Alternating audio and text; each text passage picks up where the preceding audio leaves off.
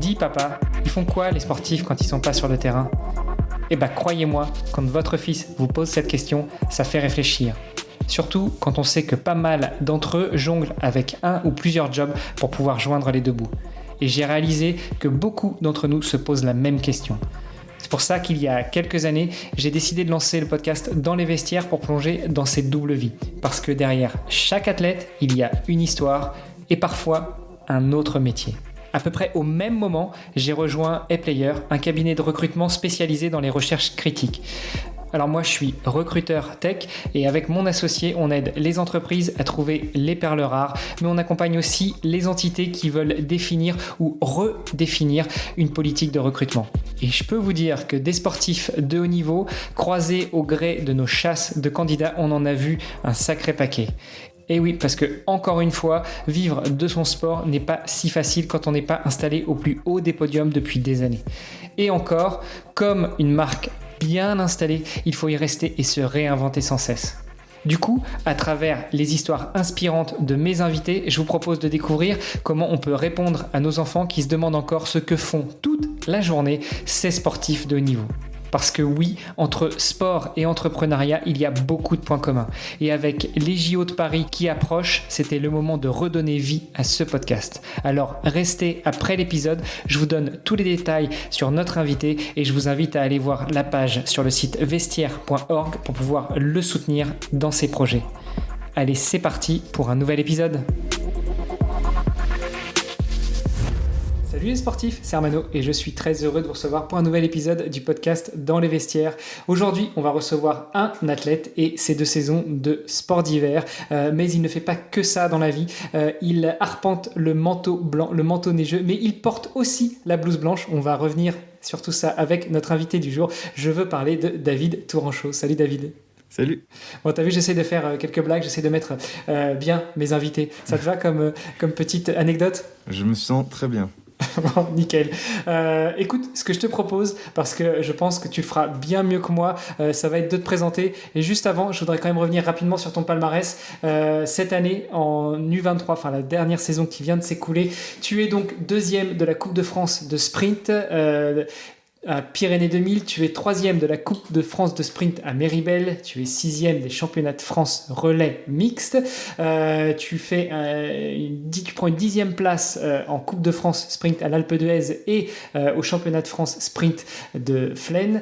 Tout ça l'année dernière, tout ça en combinant avec des études. On passe sur tes autres résultats, mais je te laisserai nous en dire un petit peu plus. Et la première question que j'ai à te poser, mon cher David, elle est très simple. Dis-nous tout, qui est David Tourangeau ? Tout, ça va être compliqué, mais David Tourangeau, pour moi, pour l'instant, en ce moment, c'est un athlète de ski alpinisme en sprint et en relais mixte. Donc, c'est mes spécificités, c'est mes spécialités pour l'année. C'est ce pourquoi je m'entraîne avec mon coach Lucas Marie. Et c'est aussi un passionné et un mec très curieux de sport. Je pense que toute ma vie est globalement axée autour de ce domaine-là, même si j'ai déjà touché à tout plein d'autres choses, de la musique, des échecs, la lecture, enfin beaucoup de choses. Mais le sport, c'est quand même vraiment ce qui me remplit le plus. Et je suis aussi étudiant en médecine en 3e année, avec des aménagements d'études en fait pour pouvoir avoir une carrière sportive à côté. Et ça a vraiment pris de l'ampleur à partir de début juin, quand j'ai commencé à me dire qu'il fallait que j'ai plus les cours à côté et pas de contraintes de stage ou quoi pour réussir dans mon sport. Et donc depuis cette année, je suis sportif à plein temps. Et l'année dernière, j'étais sportif à mi-temps. Et l'année d'avant encore, j'étais pas considéré comme sportif par mon parcours, enfin par mes études en tout cas. Donc du coup, petit à petit, je laisse une place un peu plus grandissante au sport dans ma vie. Et mes études viennent un peu plus en plan secondaire, quoi. Et voilà à peu près pour ce qui est d'actualité. Ouais, une vie bien chargée, je l'imagine. C'est marrant, hein, c'est souvent un point commun des sportives et sportifs de haut niveau que je reçois. Et j'ai l'impression que vous êtes toutes et tous un petit peu hyperactifs, non ? Ouais, je pense que j'ai jamais vu autant de personnes incluses dans le spectre autistique que dans le milieu du sport. Enfin, tu vois, à mes yeux, de bébés médecins, entre guillemets, et de mecs super intéressés par le domaine de la psychiatrie, tu vois. C'est l'endroit où j'ai vu le plus de mecs comme moi, sachant que moi, bah, par mes différents psychiatres que j'ai eus au cours de ma vie, bah, j'ai bien vu qu'il y avait plein de choses obsessionnelles et un peu caractérisées autistiques de ce truc-là. Et il y a beaucoup d'hyperactifs aussi. Et c'est super intéressant du coup d'évoluer avec des gens qui vivent le tout à 100%, tu vois, et qui des fois perdent un peu contact avec le monde, entre guillemets, normal, des gens qui font pas un truc à fond, qui font au contraire plein de choses différentes et qui s'amusent bien à faire ça, tu vois. Donc ouais, je pense qu'on est vraiment tous hyper actifs, mais ça m'a porté un peu préjudice il y a 2 ans. Je trouvais que j'étais épuisé après la saison. J'ai eu une infection au pied à cause d'une ampoule, etc. Enfin, je sentais que j'étais mentalement et physiquement épuisé et je me suis dit là, il faut que je puisse avoir plus de récupération, moins de pression de cours et tout. Et j'ai commencé à en parler autour de moi et à l'administration, quoi. J'aimerais que tu nous expliques un petit peu ce que ça veut dire qu'être sportif de haut niveau en étant étudiant en médecine. J'ai eu à ce micro des étudiants en école d'ingénieur, des étudiants en école de commerce, des étudiants en université. Ça veut dire souvent un cursus aménagé avec des horaires aménagés, mais ça veut dire aussi des durées d'études un peu plus longues. Est-ce que c'est pareil quand toi, tu es sportif de niveau en médecine? Déjà, tu t'engages pour au minimum 8 à 10 ans d'études post-bac. Est-ce que là, tu rallonges encore un peu ou au contraire, tu vas essayer d'avoir cette capacité à tout gérer en même temps, mais avec certains aménagements, comme par exemple, tu l'as dit tout à l'heure, au niveau des stages? Du coup, c'est intéressant que tu me poses cette question parce que tu vois, médecine, c'est vraiment pas un endroit où, enfin, en tout cas, j'ai l'impression en France, où il y a un truc à l'échelle nationale, tu vois, pour les sportifs de haut niveau. C'est au contraire plus un peu du à la carte parce qu'il y en a pas beaucoup en fait. Vu que bah déjà, si tu veux être bon et avoir plus de 10, comprendre les cours, etc., faut taffer même après la PACES, hein. Ça, c'est bien ce qu'il faut retenir, c'est que ce sera 10 ans comme ça de au moins 6 heures par jour impliquées, tu vois, où tu fais de l'apprentissage, des phases dures d'apprentissage, etc. Enfin, c'est pas le cas pour tout le monde, mais c'est globalement à peu près la moyenne. Et donc, il n'y a pas spécialement de choses mises en place pour des cursus alternatifs. Et donc, quand il y a des sportifs de haut niveau, en tout cas à la fac de Grenoble, qui demandent à médecine des aménagements, souvent c'est plutôt par rapport aux besoins du sportif. Et moi, c'est ça que j'ai essayé de leur expliquer, c'était d'essayer de définir mes besoins. Et en fait, en les définissant, j'ai compris que bah, en fait, je pouvais pas mener ces deux choses-là côte à côte parce que médecine, si t'es pas à 100%, c'est pas impossible, mais enfin, moi je le vis comme dommage. Tu vois, tout à l'heure on parlait de faire les choses à 100%, bah là typiquement c'est ça. Moi, si je fais pas médecine à 100%, derrière j'aurais pas toutes les connaissances que je voudrais, j'aurais pas les apprentissages que je voudrais, et en fait finalement c'est limite risqué pour les patients, quoi. Donc je me dis autant faire les choses bien, donc faire ma carrière sportive, revenir après près des stages en externat et plus avoir de contraintes de compétition à côté, ni d'entraînement ou quoi, ou en tout cas qu'elle soit plus légère. Donc pour moi, je le vois plus là, petit à petit, finir le premier cycle de médecine, qui est un cycle théorique, donc de la première à la troisième année. Et après, pour l'externat et l'internat, qui sont des trucs très pratiques, où il faut être présent à l'hôpital, etc., les faire à fond, et donc les faire à 100%, sans aménagement. Donc moi, je le vois plutôt comme ça, vraiment là, en deuxième année, j'étais pas aménagé. En troisième année, j'ai été aménagé. Là, je suis sur la fin de cet aménagement. Mon objectif, c'est peut-être, si ça marche bien le sport, que j'ai encore beaucoup d'envie, etc., de mettre de côté mes études pour pouvoir recommencer plus tard l'externat. C'est quelque chose qui n'est pas concrètement faisable encore là. Enfin, j'en ai pas, tu vois, tous les détails, mais c'est en tout cas l'envie principale, c'est de faire les choses à fond, quoi. Et pour ça, je pense qu'il faut décaler mes études à plus tard. Ok, donc finalement, tu vas pas aménager ton temps d'études, mais tu vas le reporter. Donc ce dont tu vas pouvoir bénéficier dans cet aménagement en tant que sportif de haut niveau et étudiant, ça va être de mettre en pause l'année 4, 5, 6, etc., le temps que ta carrière de sportif de haut niveau puisse évoluer. Et quand tu auras décidé soit de diminuer un petit peu ton niveau d'entraînement ou que tu auras l'impression d'avoir atteint un palier au niveau de ta carrière de sportif de haut niveau, reprendre tes études de médecine pour la partie beaucoup plus pratique cette fois-ci avec les stages, l'externat, l'internat et autres, c'est ça? Voilà. Ça, c'est ce que j'aimerais faire. Après, je sais pas si... Enfin, tu vois, en discutant avec l'administration, il y a plein de détails qui sont un peu compliqués, tu vois, parce que quand t'es pas inscrit à la fac, on te garde pas une place dans la promo, donc c'est des choses qu'il faut prendre en compte, quoi. Si j'arrête mes études, c'est quand même un vrai pas, et pour l'administration et pour moi. Donc, ça se réfléchit. Là, tu vois, je sais que j'ai pas de cours ni de stage jusqu'en avril.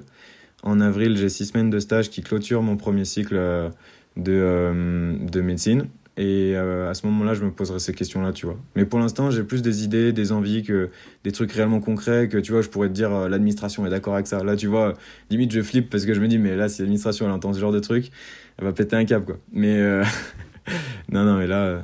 Donc à réfléchir plus tard, mais globalement, l'idée, c'est ça. C'est faire les choses à fond surtout, et pour pas avoir de regrets, quoi. Ok, bon, si tu veux, je ferai un montage, donc je peux couper finalement cette partie ou la mettre plus light, hein, comme comme tu l'entends. Il n'y a pas de souci, mais comme ça, tout le monde sait mes idées. J'ai bien compris que vivre à fond, pour toi, c'est l'objectif, mais pas vivre à fond n'importe comment, te mettre à fond, à 100% dans ce que tu fais, que ce soit sur la médecine, quand c'est le temps de faire les études, ou sur le sport, quand c'est le temps de pratiquer et de performer. Et justement, en termes de performance, eh ben, toi, tu as quelques belles marques, et pas que dans ton sport d'ailleurs. On n'a pas dit quel était ton sport. Ce que je te propose, encore une fois, je te tends le micro. Est-ce que tu peux nous en dire déjà un petit peu plus, parce que j'ai dit que tu arpentais le manteau blanc, le manteau neigeux, tout en portant la blouse blanche. Mais qu'est-ce que ça veut dire? Tu es skieur de fond, biathlète.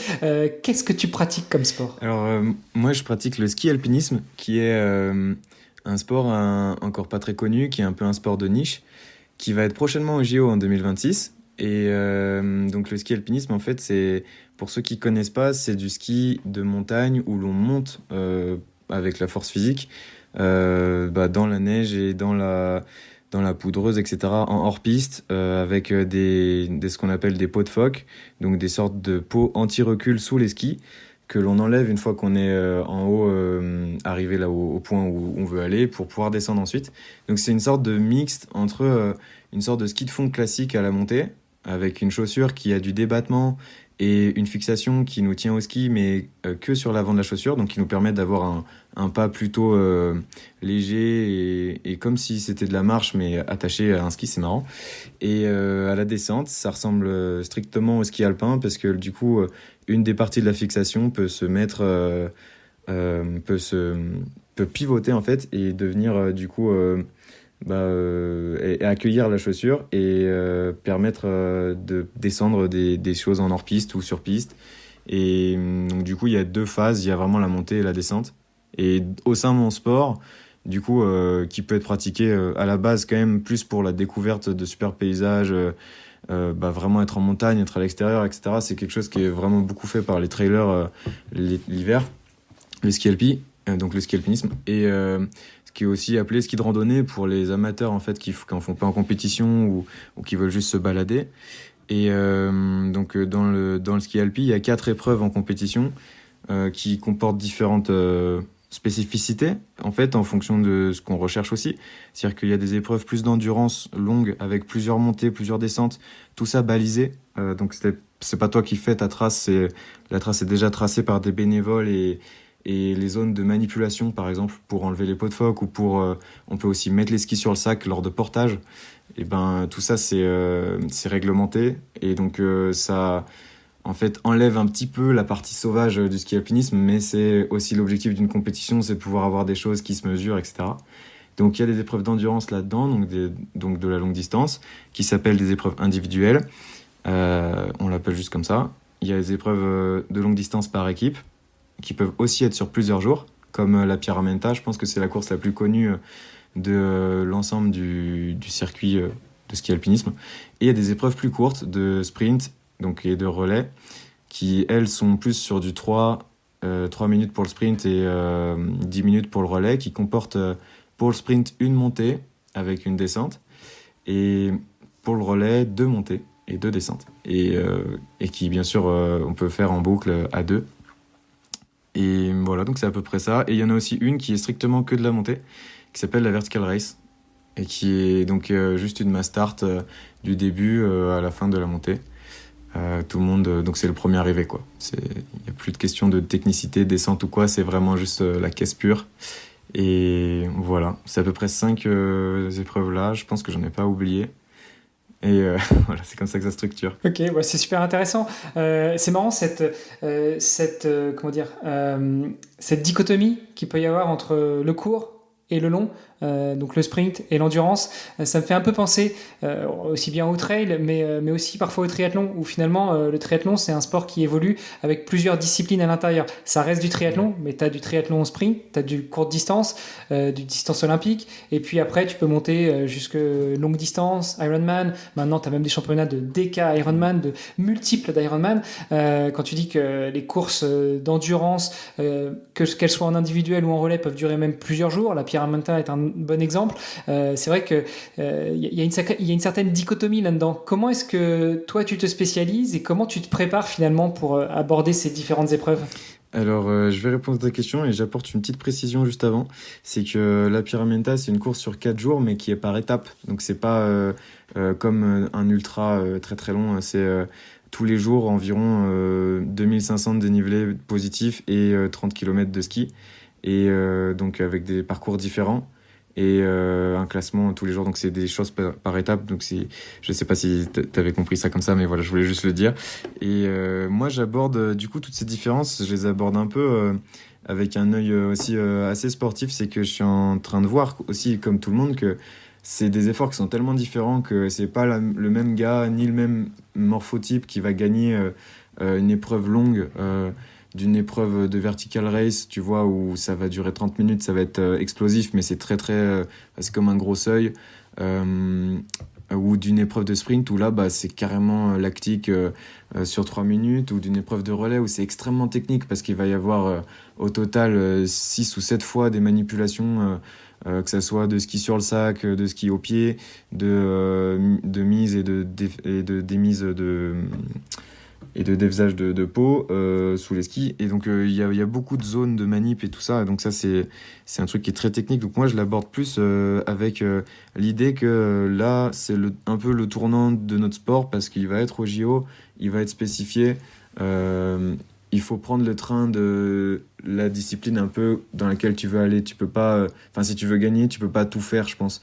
Même s'il y en a encore qui arrivent, et chez les filles et chez les mecs, hein. Mais pour les humains normaux, je pense que... Enfin, en tout cas, moi, je me considère pas capable et j'ai pas non plus l'envie, tu vois, de gagner une individuelle de 1h30, 2h30 et d'être capable aussi de gagner le sprint le lendemain. Je préfère être focus sur un truc et pour l'instant, c'est le sprint. Mais je juge pas ceux qui font les trois, hein, c'est génial. Mais je pense que c'est un peu la dimension de ce sport en ce moment. Tu vois, par exemple, en ski de fond, on voit des types de sprinteurs, des mecs qui font du long. À part que les bœufs qui gagnent dans les deux domaines, tu vois, j'en connais pas beaucoup qui font les deux. Et là, j'ai l'impression que ça va être un peu ça. Donc, dans ma prépa, c'est un peu comprendre que toutes mes séances doivent m'apporter quelque chose dans ma discipline et que je fais jamais quelque chose juste du volume pour faire du volume comme ça. J'adore mon sport et je prends énormément de plaisir à être juste en montagne, etc. Mais dans l'optique d'être performant et d'être à plein temps dedans, bah, je fais vraiment tout pour que tout ait du sens, tu vois. Donc dans ma planification avec Lucas, mon coach, c'est un peu l'objectif. C'est qu'à chaque fois que je sorte, je sache pourquoi. Ça rejoint ce que tu disais tout à l'heure, hein, aussi sur les études et le sport. Tu veux vivre à 100% ce dans quoi tu te mets à ce moment-là. Là, tu nous dis que tu te spécialises sur le sprint. On sait déjà quelle sera la distance, la discipline au JO, donc 2000 ans en 2026. Mine de rien, bah, c'est dans 2 ans et demi. Ce sera du sprint, ce sera du relais, ce sera un peu des deux, ce sera une nouvelle sorte de discipline. Alors, les premières annonces, je crois que c'était sprint et relais. Et il y a un nombre d'athlètes défini par chacune des nations. Après, je suis pas à la fédération, donc je sais pas exactement les lois de ces JO-là. Mais on sait déjà que c'est sprint et relais et qu'il y aura pas beaucoup d'athlètes par nation. Chose qui est un peu compliquée parce que, bah, par exemple, les Suisses gagnent les sprints et ils ont plusieurs athlètes qui potentiellement peuvent gagner un sprint, mais pourtant il n'y en aura peut-être que un ou deux représentés sur la course là-bas. Pareil en France, tu vois, on a des filles qui sont très bonnes sur du long. Est-ce qu'elles, enfin, tu vois, elles vont pas pouvoir s'exprimer là-bas sur du long. Enfin, bref. Donc je pense que ça va être décisif d'avoir des types d'athlètes qui sont prêts à faire les deux mais va pas y en avoir beaucoup de prix, quoi, ça c'est clair. Et en plus, là, cette année, ils ont mis en place un truc, je crois, à l'équipe de France, qui est le groupe JO, en gros, je crois. Enfin, je sais pas si ça s'appelle comme ça ou pas, mais c'est du coup pas des mecs qui sont destinés, et des filles qui sont destinées à faire du long. C'est plus, vraiment, l'objectif, c'est de former des personnes qui seront capables de gagner en 2026. Et est-ce que toi, ça fait partie de tes objectifs? Est-ce que ça pourrait être une raison pour toi justement de mettre en pause un petit peu la suite de tes études de médecine pour pouvoir performer au plus haut niveau en ski alpinisme et donc glaner une place pour les prochains JO d'hiver à Milan? Ah ouais, ouais, ça c'est mon rêve, ouais, carrément. Bah, moi, j'aimerais trop vivre ça. C'est vraiment un truc qui me trotte en tête, je pense, comme beaucoup d'autres athlètes en ce moment à Tignes. Mais c'est clair que c'est ça la démarche, c'est me laisser du temps. Pour moi, enfin, j'ai aussi un préparateur mental, Vincent Bourri, et on met pas mal de choses en place pour essayer de comprendre un peu qui je suis, là où je veux aller, et comment est-ce que j'ai envie d'y aller aussi, parce que c'est ça qui est important. Pour moi, c'est vraiment la manière de faire les choses. Tout à l'heure, je disais faire les choses à fond, mais faire les choses à fond, ça veut pas dire les faire d'une manière qui ne correspond pas ou appliquer une recette qu'on n'aime pas. Ça, c'est quelque chose que j'ai vécu en médecine, suivre des conseils et tomber un peu des nues quand ça marche pas ou quand ça s'applique pas à notre méthodologie. Et là, c'est essayer de comprendre sa propre démarche. Et dans tout ça, il y a un peu une sorte de courbe du temps avec bien sûr les JO dedans, les championnats du monde, des courses internationales. Et je pense que je suis pas encore au niveau où je me dis c'est un objectif concret à atteindre. Pour l'instant, je suis plutôt sur des objectifs à court terme, c'est-à-dire monter en compétition internationale, être régulier en Coupe du Monde, ensuite viser des championnats du monde ou même plus, du coup les JO. Mais c'est clair que c'est dans ma tête. Ouais. Tu pourras peut-être te réconcilier en te disant que le trail devrait peut-être aussi être au JO, mais cette fois-ci ce sera sur les Jeux d'été. Ça pourrait être aussi une option pour toi? Je pense que là, sans te mentir, non. Je pense que j'adore le trail et tout, mais j'y ai jamais pensé comme ça, tu vois. Genre, je me suis jamais dit, vas-y, je vais courir des courses internationales en course à pied et essayer d'être favori ou quoi. Genre, c'est pas un truc, en tout cas pour l'instant, qui m'a été accessible mentalement, tu vois. Pour l'instant, je suis plus dans la phase où je progresse en trail. Je vois que je peux être plus fort que ce que je suis aujourd'hui parce que je suis pas encore trop spécifique. Mais tu vois, tout cet été, je l'ai préparé à faire les sprints cet hiver. Donc, mon entraînement était axé sur le trail. C'est là pour faire un peu la cerise sur le gâteau de ma préparation. Et c'est pour me donner un peu la friandise qui me fait avancer durant les mois de juillet et août. Et c'est super cool de pouvoir faire une double saison, mais tu vois, c'est incomparable quasiment l'hiver et l'été pour moi. Cet été, j'ai dû faire 4 courses de trail, de différentes à peu près formats. Et alors que l'hiver, j'en fais plutôt un peu plus de 10, voire 15 courses. Donc pour l'instant, c'est pas encore un truc auquel je pense. Non, le trail en JO, non, quand même pas. Ouais, et puis comme tu le disais, hein, tout le monde ne peut pas exceller dans toutes les disciplines. Je crois qu'il y en a qu'un seul qu'on connaît, en tout cas chez les hommes pour l'instant, et peut-être qu'il est sur la fin de sa carrière. C'est notre ami Kylian Jornet qui a commencé par le ski alpinisme, qui a fait un peu de trail, et puis un jour il s'est découvert comme étant un extraterrestre du trail. Exact. Puis maintenant, à chaque fois qu'il s'aligne quelque part, en général, il gagne. Mais voilà, tout le monde n'est pas forcément Kylian Jornet. Il a, je pense, des capacités hors normes et ça m'amène justement à ta formation de médecin en herbe, de bébé médecin, oui, pour te citer, comme tu disais tout à l'heure. Est-ce que ce début de formation t'a permis de comprendre un petit peu mieux comment fonctionnait le corps humain, comment toi tu fonctionnais, et est-ce que ça te permet justement de passer certains piliers? Est-ce que ça t'aide dans ta pratique, que ce soit dans le trail, mais surtout dans le ski alpinisme? Carrément, c'est super intéressant que tu t'amènes ça, parce que c'est un truc que peu de gens font, c'est-à-dire faire le pont entre ce que j'ai vécu mentalement ou ce que j'ai pu apprendre et ce que je vis au quotidien.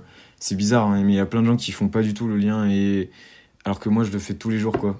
C'est un peu plus dans ce que je te racontais tout à l'heure, c'est-à-dire dans le fait que en médecine j'ai fait beaucoup d'erreurs en médecine, parce qu'il y a un concours pour rentrer en médecine, en fait, pour les gens qui savent pas, il y a un concours d'admission, donc où il y a à peu près entre 1000 et 2000 inscrits dans chaque fac en France, et à peu près 200 places par fac en France. Enfin, c'est grosso modo, c'est à peu près ça. Et à Grenoble, il y a à peu près, ouais, c'est ça, 1500 inscrits et 200 places. Et du coup, bah, c'est la guerre, quoi. C'est la compétition, mais c'est la compétition sur des examens, une régularité d'apprentissage et tout ce qui va autour. Donc, moi, je l'ai vécu un peu comme une guerre parce que j'ai l'esprit de compétition. Il y en a beaucoup pour qui c'est leur premier vrai événement un peu compétitif, tu vois.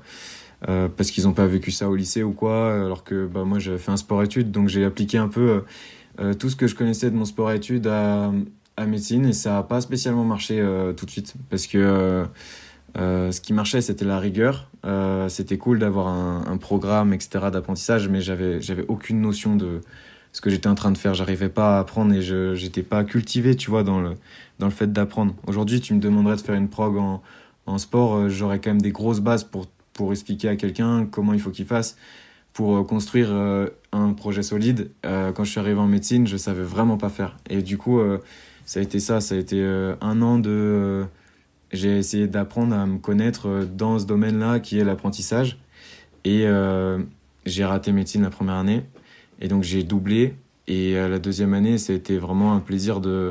Tu vois, je me suis cultivé sur comment est-ce qu'il fallait apprendre, sur le sommeil, la récupération, sur les rappels d'apprentissage, sur beaucoup de choses qui étaient en lien avec le concours, tu vois.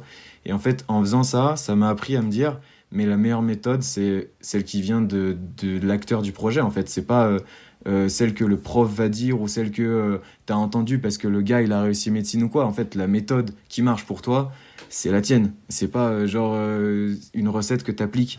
Et ça, en sport, c'est le meilleur conseil que j'ai pu me donner, tu vois. C'est c'est s'écouter, tu vois, c'est des choses comme ça, c'est apprendre à se connaître, pas avoir peur de faire des choses un peu inconnues, comprendre que l'erreur c'est un apprentissage et que ça va te permettre d'avancer mieux après, c'est quand même hyper important en sport, quoi. Et ça, c'est des trucs, tu vois, que j'avais pas trop compris en sport-études quand j'étais au lycée, mais que j'ai commencé à vraiment comprendre dans ma deuxième PACES quand j'arrivais à allier la santé mentale, l'apprentissage, une vie sociale au sein d'un concours, tu vois. Je me suis dit, mais là, il y a un équilibre qui se crée, il est là uniquement parce que je m'écoute et ça, faut pas que je le perde. Et du coup, à partir de ce moment où je me suis dit, bah, faut pas que je le perde, bah, du coup, je l'ai appliqué partout. Et quand j'ai commencé à reprendre le sport après le concours, enfin, à reprendre le sport de manière structurée, parce que j'ai jamais trop arrêté, hein. Je courais 1 heure par jour et tout ça. Puis même la deuxième année, je faisais même du ski l'hiver. Enfin, mais genre, quand j'ai commencé à reprendre le sport de manière structurée, c'était l'un de mes principes de base. C'était faire les choses comme je pensais les faire, tu vois. Et pas apprendre bêtement ou suivre une recette. Donc, je pense que ouais, le parallèle que je fais le plus, c'est sur ce que j'ai pu apprendre mentalement sur moi.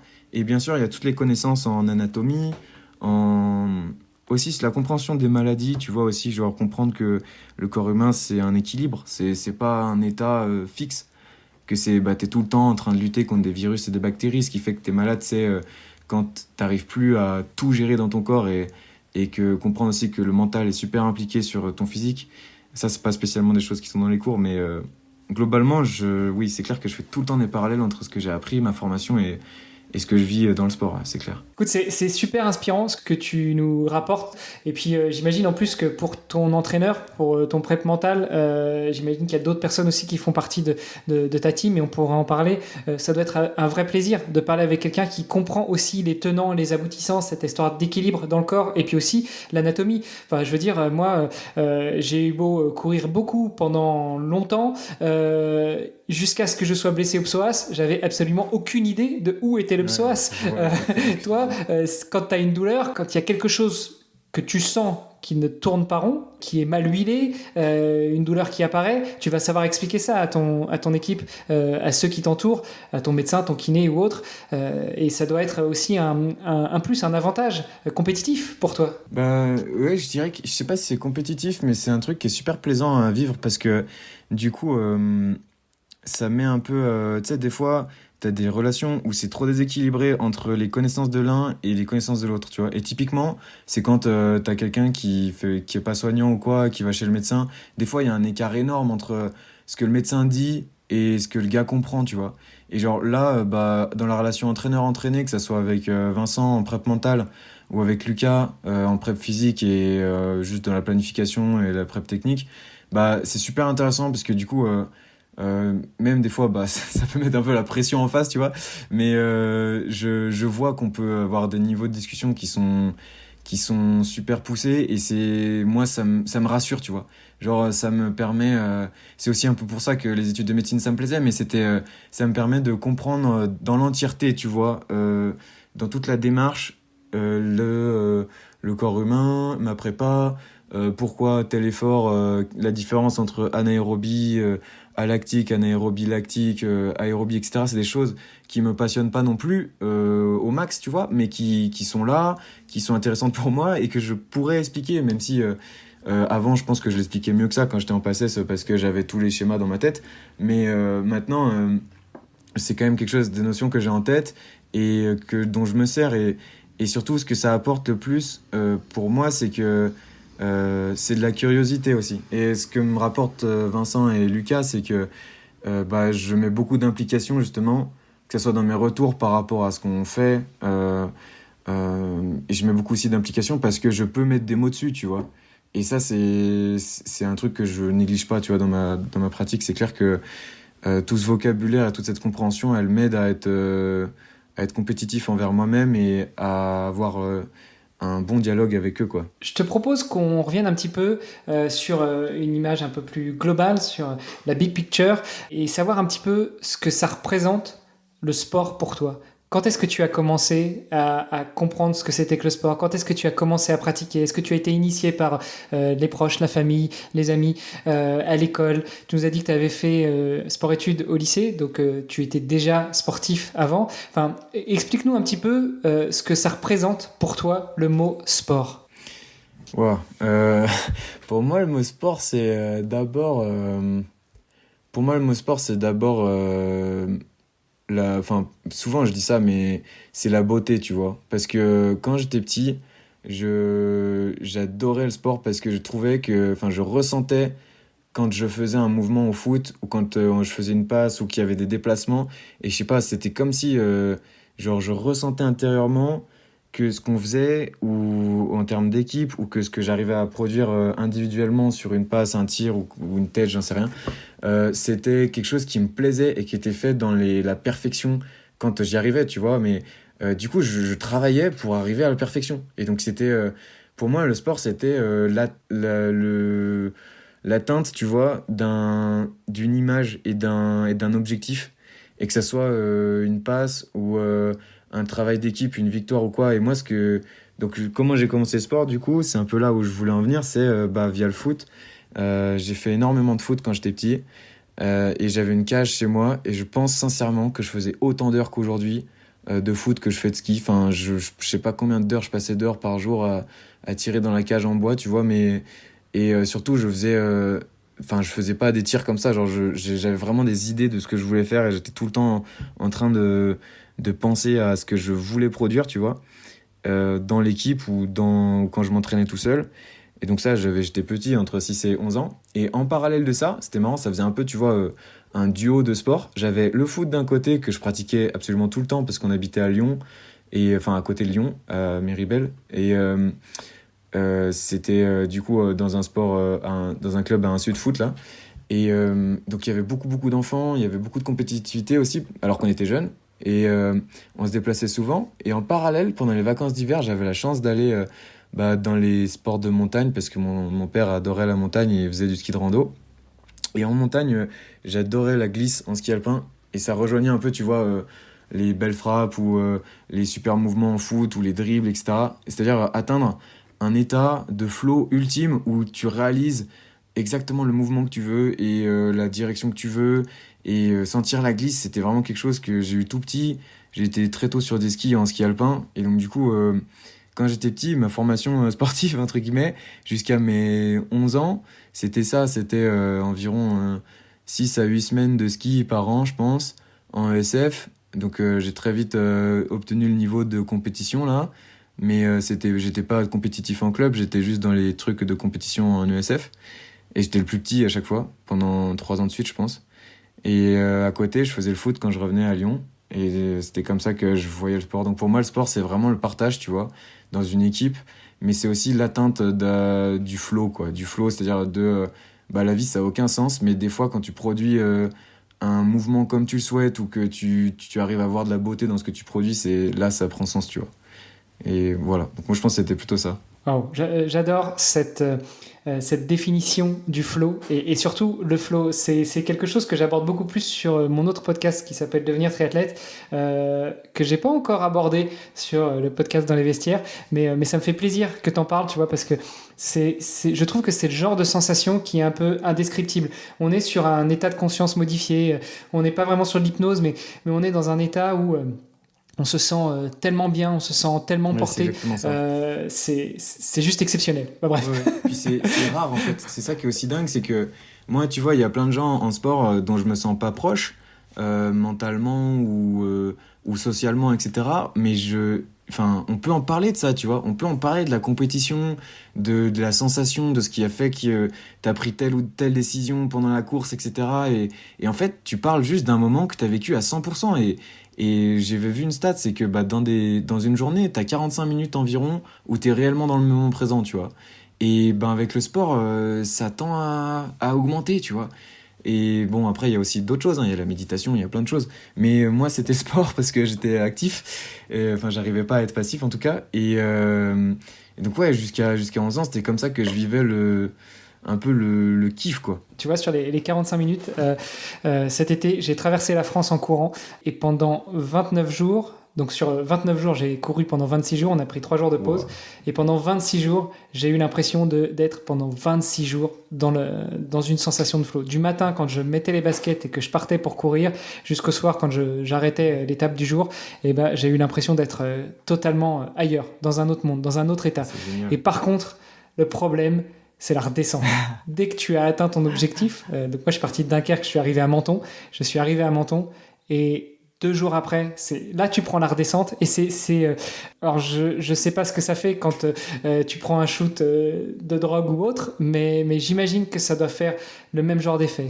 T'es vraiment ailleurs, t'es dans un autre monde, ton esprit est parti et puis à un moment tu prends la réalité, la vraie vie, le vrai monde en face et là tu redescends et là ça fait mal par contre.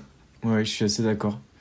Et je pense que je l'ai déjà vécu, cette redescente, mais j'ai jamais vécu, je pense, un truc, tu sais, consciemment sur 26 jours comme toi.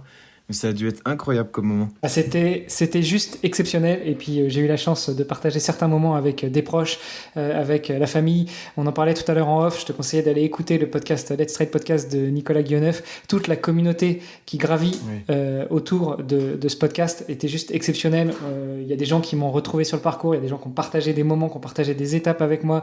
Enfin bref, c'était juste exceptionnel. On n'est pas là pour parler de moi. D'ailleurs, si vous voulez écouter un petit peu mon compte rendu, je vous invite à aller faire un tour sur d'autres podcasts et notamment le podcast Devenir triathlète où mon compère m'a tendu le micro cette fois-ci. Je voudrais qu'on revienne à toi. Donc tu nous dis que ton éducation sportive s'est faite finalement jusqu'à 10-11 ans par le foot et puis après tu as switché vers l'alpinisme, enfin vers le ski alpin, mais véritablement ce passage au ski alpinisme, au ski de randonnée poussé à son paroxysme de la compétition, quand est-ce que tu l'as véritablement découvert? Quand est-ce que tu as opéré ce switch et tu t'es dit ok, le foot, je le laisse pour l'instant de côté, je veux vivre à 100% ce moment de ski alpinisme?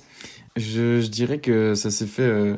c'est marrant parce que tu as dit c'est comme si j'avais un peu lâché le foot pour le ski alpinisme, mais en fait c'est pas passé comme ça s'est passé plus à 11 ans, on a déménagé en Savoie et donc du coup là j'ai pu faire du ski alpin à plein temps et j'étais en club et tout et du coup là c'est là où j'ai un peu opéré le transfert un peu. J'ai arrêté le foot et j'ai commencé à faire du ski alpin intensément et je suis allé jusqu'au championnat, enfin j'avais fait une préqualification de championnat de France, enfin bref, mais et à la fin du collège du coup j'avais entre guillemets j'en avais marre du ski alpin.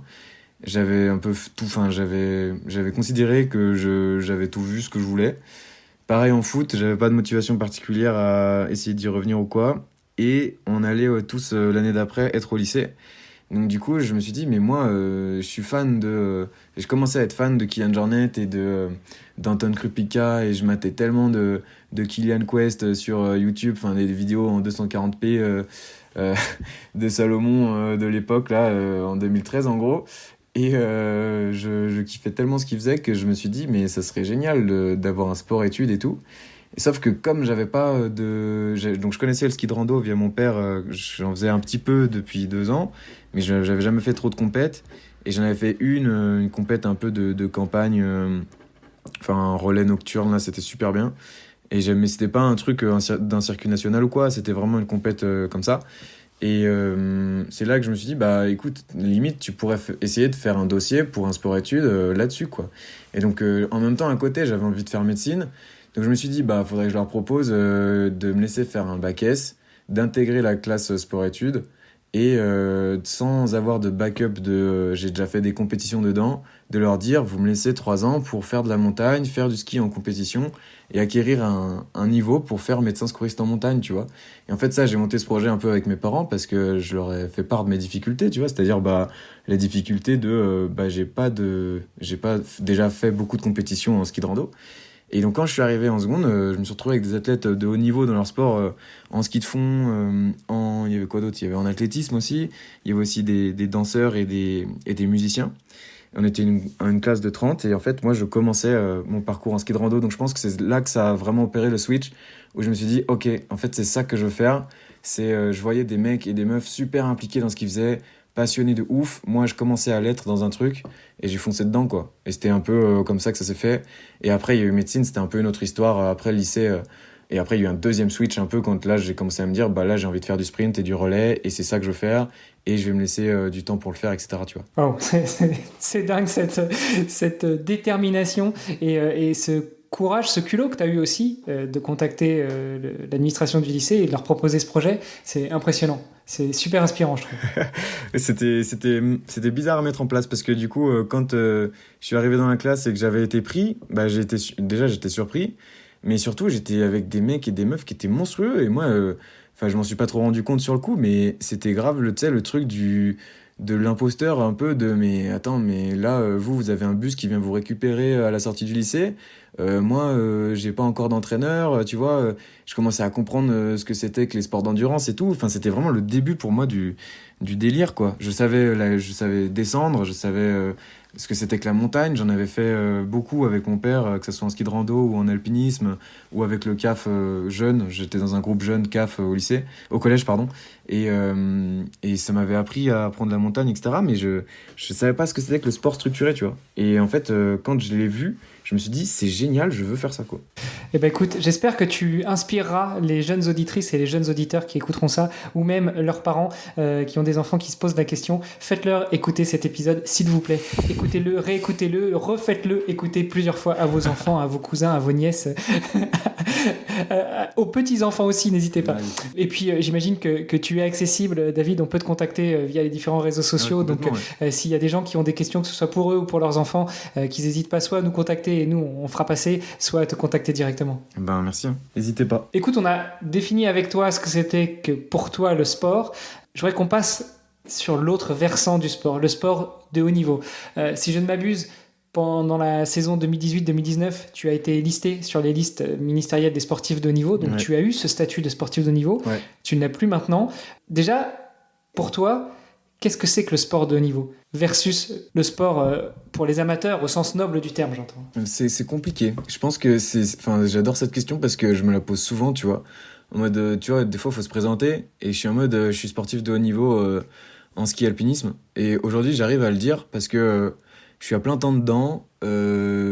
La plupart de mes activités, c'est tourné autour du projet que j'ai monté. Donc, c'est-à-dire la recherche de partenariats, l'explication de mon sport, l'explication de mes ambitions, l'explication de mon projet, de mes objectifs, etc.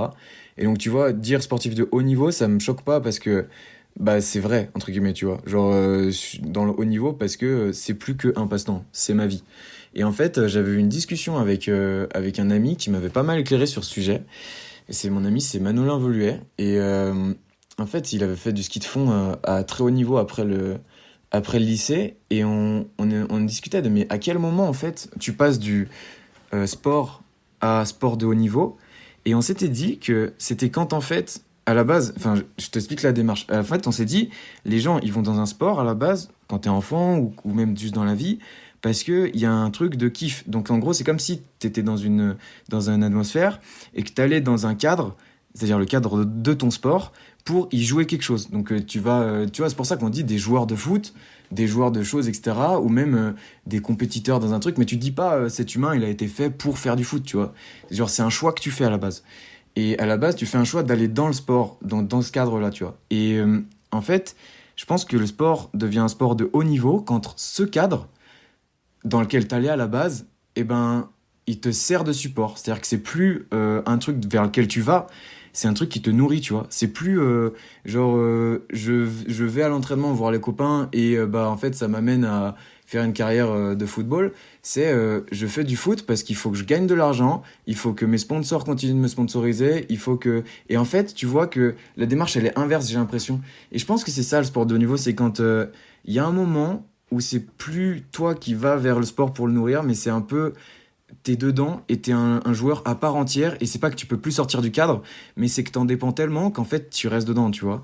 Et globalement, moi je dirais que c'est un peu... Enfin, je suis sportif de haut niveau depuis la fin de la deuxième année de médecine, je pense, parce que au lycée, j'étais pas encore dedans à 100%, tu vois, j'étais avec les cours à côté, et c'est ce que je dis à tous les gens que je croise au lycée ou qui ont encore des études à côté, c'est si vous voulez performer en sport, il faut faire que du sport.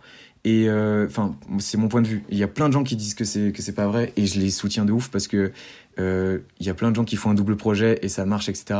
Mais moi, quand j'ai commencé à me dire, en fait, il y a tellement de domaines vers lesquels je vais pas dans mon sport parce que j'ai pas le temps, c'est là que je me suis dit, en fait, je suis pas un sportif de haut niveau parce que les mecs que je dois battre en quart de finale de sprint, c'est pas des mecs comme moi qui font un truc à côté, c'est des gars qui sont à plein temps dedans, tu vois. Et c'est ça qui m'a fait me dire, en fait, je suis pas encore dans le haut niveau parce que moi, je traite pas tous les autres domaines de mon sport. Et typiquement, le sport était encore un cadre dans lequel j'allais, et j'allais aussi dans le cadre de mes études de médecine ou quoi, tu vois. Et petit à petit, je me suis fait happer par le cadre du sport parce que quand j'avais des ambitions dedans, je me suis dit, il faut que je les nourrisse. Et pour les nourrir, il faut que je reste dans ce cadre. Et donc, du coup, tu te retrouves en fait c'est ce que je disais tout à l'heure, à rester dans un domaine. Et pour moi, c'est ça la diff entre le sport amateur vers lequel tu vas parce que ça te fait du bien, parce que des fois tu ressens le flow, parce que tu vas voir tes copains, etc. Au sport de haut niveau où en fait tu y restes parce que c'est ce qui te nourrit, c'est ce qui te fait vivre, et c'est un peu ton choix de vie principal, tu vois. Attends, ôte-moi d'un doute. Ça ne veut pas dire que tu n'éprouves plus de plaisir. Tu es dans ce cadre, tu es un des piliers du cadre, tu vis par et grâce à ce cadre, mais tu éprouves toujours du plaisir à y être. Ah oui, bien sûr. Je pense que, en fait, c'est ça qui fait aussi, tu vois, que des fois, là, moi, je vois plein de gens qui ont continué le sport après le lycée, parce que justement, à la base, c'était un truc vers lequel ils allaient pour aller dans un cadre, etc., et qui finalement les a un peu happés. La plupart du discours que t'entends des gens qui ont pété un câble par rapport au sport, alors qu'ils en faisaient à très haut niveau, c'est je veux voir autre chose, tu vois. Et j'ai tout vu dans ce truc-là, je veux voir autre chose, et je suis dégoûté, ou il y a telle chose qui me saoule, etc. Et tu vois qu'en fait, la notion de plaisir vers laquelle ils allaient à la base, elle a été enlevée par le fait qu'il n'y avait plus tout ce qu'il y avait à côté, ou en tout cas, ils n'en voyaient plus le sens. Et pour moi, un sportif de haut niveau qui est équilibré et qui continue de prendre du plaisir, c'est quelqu'un qui a compris cette... Enfin, c'est pas quelqu'un, mais c'est genre... c'est quelqu'un qui a compris un peu le fait que c'est un choix, qu'il existe autre chose, tu vois, mais que c'est ça que tu choisis de vivre. Et moi, je peux te dire ça parce que, c'est un peu... j'ai pas envie d'être arrogant ou quoi, mais moi, j'ai vécu autre chose que le sport de haut niveau, via médecine, via mon collège, etc., via même mon lycée. J'ai l'impression de pas avoir vécu que ça toute ma vie, tu vois. Et j'ai vu des gens à l'hôpital vivre autre chose, j'ai fait des stages où j'ai vu d'autres choses, j'ai vu de la détresse, j'ai vu plein de choses qui étaient différentes du sport de haut niveau, et j'ai pas l'impression d'avoir toujours été amené par des gens à faire ça, tu vois. Ma famille est pas une famille de sportifs de haut niveau, tu vois. C'est une famille de sportifs amateurs, et encore pas tous. Et j'ai l'impression que, si tu veux, pour moi, le sport de haut niveau, c'est un choix. Et d'ailleurs, c'est super perturbant parce que pour plein de gens, ils le comprennent pas, tu vois. Ils comprennent pas pourquoi je vais aller vers ça. Mais par contre, il pose pas la même question à celui qui a été poussé par les entraîneurs depuis qu'il est tout petit parce qu'il est bon, tu vois. Et je pense que le sport de haut niveau, c'est pas une question de résultat, c'est une question d'implication aussi, tu vois. Mais il y a tout le temps du plaisir, hein. Enfin, oui, l'objectif, j'espère bien. L'objectif, c'est qu'il y en ait un max. Exactement. Sinon, ça peut donner des situations comme avec Simone Biles, l'une des plus grandes gymnastes du monde, qui, à 19 ans, a juste pété un câble parce qu'elle ne pouvait plus. Parce que justement, elle ne prenait plus de plaisir. Mais des exemples comme ça, il y en a plein, hein. C'est triste, mais c'est un peu la loi du sport. C'est si tu sais pas pourquoi tu es là au quotidien et que tu prends pas de plaisir à l'entraînement dans ton sport, tu vois, et que c'est difficile. Et il y a beaucoup de gens qui sont là parce qu'ils sont bons, mais ils sont pas là parce que ils adorent faire du ski, ils adorent la montagne ou quoi, ou dans d'autres sports, hein, ça peut être autre chose. Mais je pense que la dimension de sens, c'est vraiment un truc que j'ai appris en médecine. C'est ultra important pour réaliser des grandes choses. Tout part du fait que tu donnes un sens aux choses, tu vois. Il y a peu de choses qui ont du sens dans la vie, mais à partir du moment où on s'en a pour toi, il naît un truc qui est super important, c'est la motivation, tu vois. La motivation, elle vient du sens que tu donnes aux choses. Et genre, si dans le sport, il y a plus de sens, il y aura plus de motivation. Et que s'il y a plus de motivation, il y a plus d'apprentissage, il y a plus d'ancrage de technique, il y a plus rien, quoi. Et pour moi, ça part du sens. Donc, d'abord, avoir du sens dans son sport, c'est ça aussi, être sportif de haut niveau. C'est réussir à entretenir une relation au sport qui est la tienne et à te rappeler tout le temps pourquoi ça te fait plaisir d'être là, tu vois. Et quelle chance est-ce que tu te donnes quand tu fais ça, tu vois. Et c'est l'un des trucs que je travaille avec la prep mentale, avec mon préparateur mental, c'est entretenir l'envie d'être là, quoi.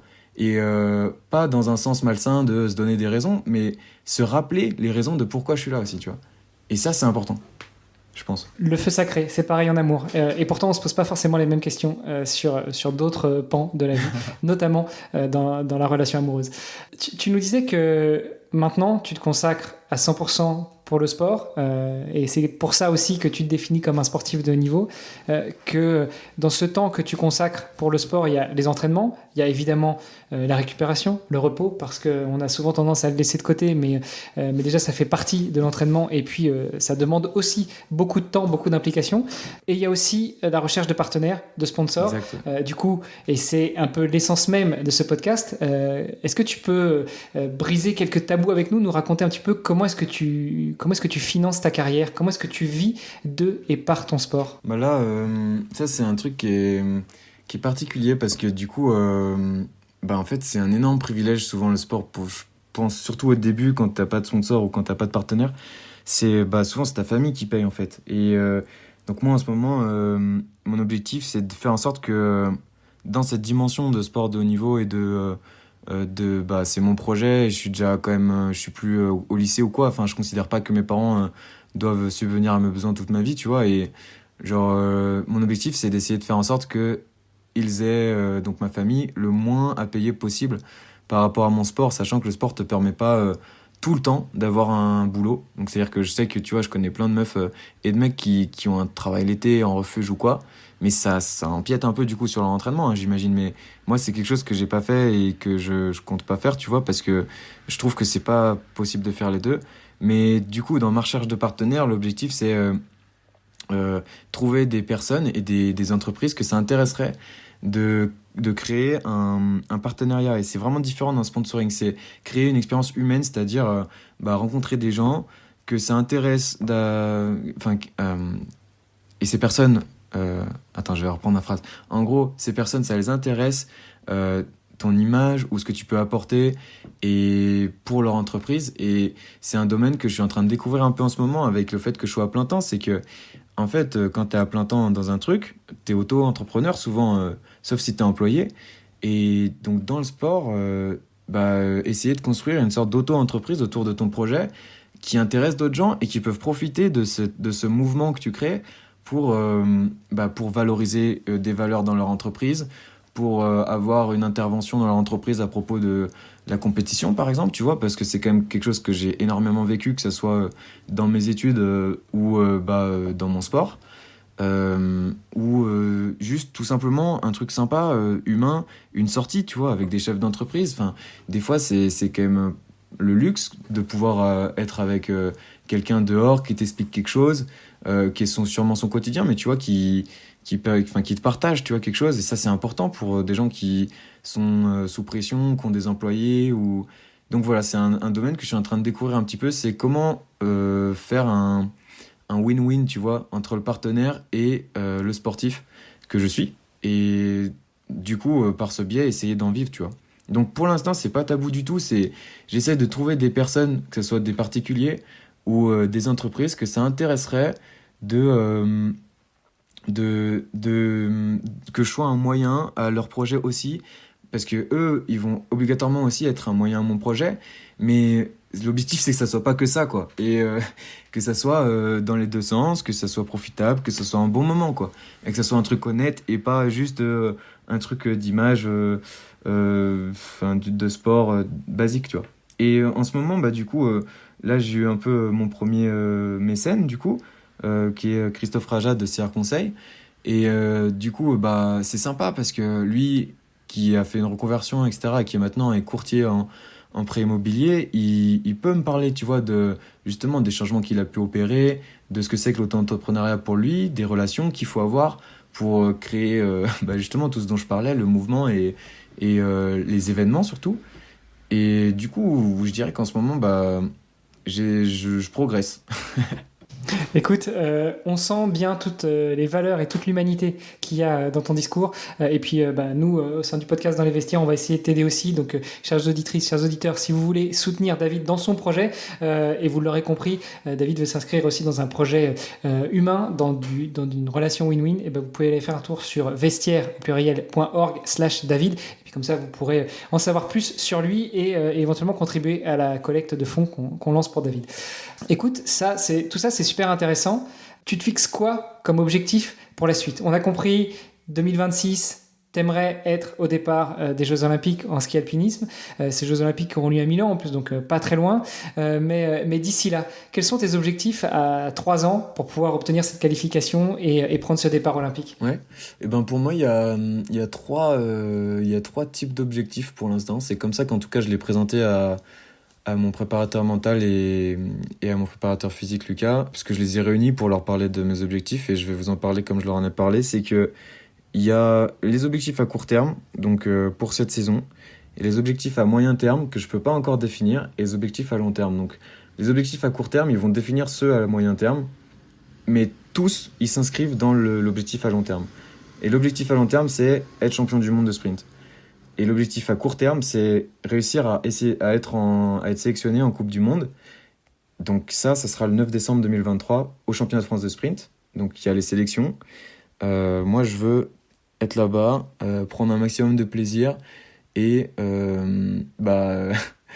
faire le mieux possible. Et ça passe par performer. Donc c'est ce pourquoi je travaille depuis maintenant 2 ans. Donc j'ai pas trop de doute là-dessus. Le projet à court terme, c'est ça, c'est monter en Coupe du Monde, que ce soit avec l'équipe de France réserve ou avec l'équipe de France entre guillemets officielle.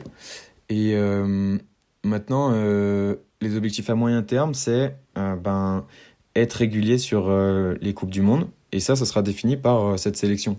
Donc j'ai pas trop à me poser de questions là-dessus. Mes objectifs à moyen terme, ils peuvent être différents. Si je réussis à monter en Coupe du Monde, ce sera ça. Ce sera essayer d'être régulier et d'être présent sur les Coupes du Monde. Si je n'y arrive pas, j'ai un plan B qui me fera plaisir d'exécuter, même si ce sera quand même un plan B. C'est d'être vainqueur du classement de Coupe de France U23 que j'ai gagné il y a 2 ans. Et je me suis dit que c'était un beau projet de backup un peu, parce que c'est quelque chose qui demande d'être régulé sur la saison, donc et dans différentes disciplines, donc je ferai pas que du sprint. Mais c'est pas mon projet favori, hein. Mais mon projet favori, ça serait de performer en sprint et de pouvoir monter en Coupe du Monde. Donc voilà, ça c'est un peu les objectifs à moyen terme. Et sur le long terme, du coup, tout ça, ça rentre dans progresser pour essayer d'être champion du monde.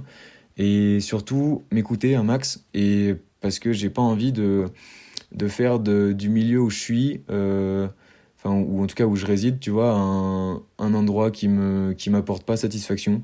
Et pour l'instant, ce qui est cool, c'est que j'arrive à trouver encore et encore un équilibre parfait et en tout cas de l'implication, de l'envie et tout. Mais je sais que je me laisse pas de porte fermée, quoi. Je suis pas comme j'étais petit, 4 heures par jour dehors à vouloir faire le mouvement parfait en foot, tu vois. Je sais que si ça va pas, je ferai autre chose et c'est pas grave. Et pour l'instant, j'essaie juste de vivre le truc à fond et de jouer le jeu. Et pour jouer le jeu, ça veut dire faire tout, être impliqué, chercher des partenaires, etc. Mais le jour où ça ira plus pour ça, je ferai un pas de côté, comme je l'ai fait avec Messine, tu vois. Mais c'est pas pour l'instant, c'est pas le projet. Et le projet est plutôt sur 4-5 ans, réussir à atteindre mon plus haut niveau, qui je pense peut être quand même champion du monde de sprint. Eh ben écoute, c'est un bel objectif, on suivra ça avec attention, on te souhaite de toute façon d'y arriver et puis avec l'acharnement et la volonté que tu sembles avoir, il n'y a aucun doute qu'on te verra sur la grosse boîte et sur la plus haute marche du podium. Ah ouais. David, on a pas mal échangé, est-ce qu'il y avait des sujets que tu voulais aborder et qu'on aurait laissé de côté ? Moi, j'avais pas de sujet particulier que je voulais aborder. Je pense qu'on a discuté de trucs qui m'intéressent vraiment beaucoup, que ce soit le flow ou la manière dont je vis le sport, dont je vois, tu vois, la différence entre le sport de haut niveau et tout. Je trouve que c'est des super questions et c'était un très bon moment que j'ai passé à te répondre parce que c'était pas du tout comme d'habitude, c'était pas le même discours, donc c'était très original pour moi et j'espère avoir convaincu certains qui nous écoutent de mon projet, ou en tout cas qui vont en parler autour d'eux, parce que c'est comme ça que ça marche. Bah écoute, ça me fait super plaisir d'entendre ça. C'est un peu le but même, le sacro-saint graal recherché par les podcasteurs, en tout cas par certains podcasteurs dont je fais partie, de proposer un mode d'expression différent pour nos invités et c'est vrai que ça change un petit peu des interventions médias ou radio qu'on peut avoir par ailleurs et j'aime bien entendre que ça t'a permis de changer, d'avoir un autre regard, de t'exprimer différemment et d'aborder d'autres thèmes. Donc je te remercie pour ça. Si on souhaite te suivre, t'accompagner, t'encourager, ça se passe sur quels réseaux sociaux ? Je pense que les deux principaux pour l'instant, c'est LinkedIn pour tout ce qui est réellement des histoires comme un peu on vient de raconter, des projets où je suis plutôt moi sur les posts, j'ai plutôt tendance, des fois je dramatise un peu pour LinkedIn, mais c'est quand même souvent le fond de ma pensée. Et pour ce qui est des images et de vraiment l'attrait un peu plus impressionnant du sport, ou en tout cas que j'essaye de rendre impressionnant, ou technique, ou juste de la découverte, c'est vraiment Instagram où je poste le plus pour ça. Je mets beaucoup de vidéos pour que les gens se rendent compte de ce que c'est, parce que aussi ça me fait plaisir de partager ça, tu vois. Et je sais que c'est aussi une des manières d'attirer des partenaires qui voudraient de la visibilité, tu vois. Et ça, c'est du coup les deux réseaux principaux qui sont très différents mais que j'alimente toutes les semaines. On mettra tout ça dans les notes de l'épisode et puis encore une fois, on va suivre. On te souhaite bonne continuation, plein de hargne et de bagarres pour arriver aux objectifs que tu t'es fixés. Et puis, chères auditrices, chers auditeurs, je vous souhaite une bonne semaine. Sportez-vous bien et rendez-vous dans une semaine pour le prochain épisode. Super, énorme. Merci David, c'était cool. Merci beaucoup.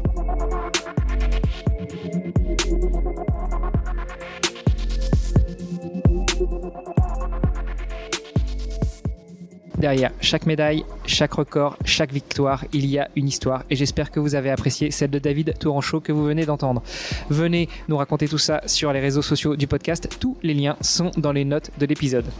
Et surtout, n'oubliez pas de visiter vestiaire.org/David pour en savoir encore plus sur David Touranchot et nous aider à le soutenir financièrement dans ce magnifique projet sportif. Laissez cette année en pause ses études de médecine pour représenter la France au plus haut niveau mondial de son sport, le ski alpinisme. C'est grâce à vous que David trouvera toutes les ressources pour travailler dur et atteindre ses objectifs. Si c'est la première fois que vous entendez ce podcast, vous allez peut-être découvrir un terme, la philanthropie sportive. Et est-ce que ça vous parle ? Eh bien, c'est notre mission sur le podcast Dans les Vestiaires. On vous fait découvrir les athlètes qui se battent chaque jour pour la gloire de leur nation.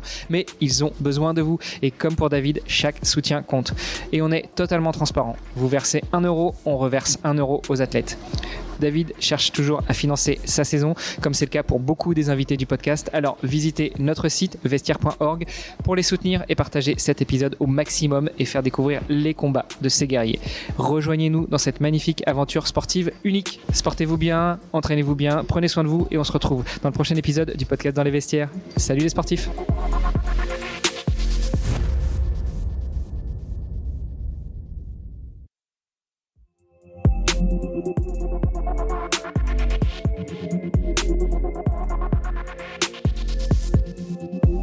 Allez, en bonus de cet épisode, je vous partage un petit retour de mon invité qui revient justement sur la réécoute de son épisode. C'est parti. Salut Hermano.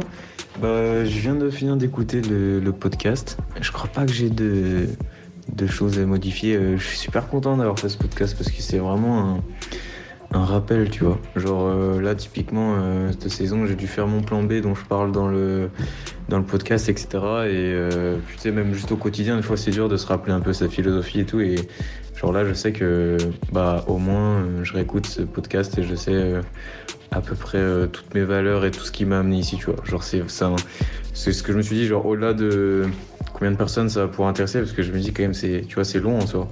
Mais c'est c'est un bête de rappel pour moi et je suis trop content de l'avoir fait et qu'on ait pu prendre le temps. Enfin, je suis trop reconnaissant de pouvoir avoir ça en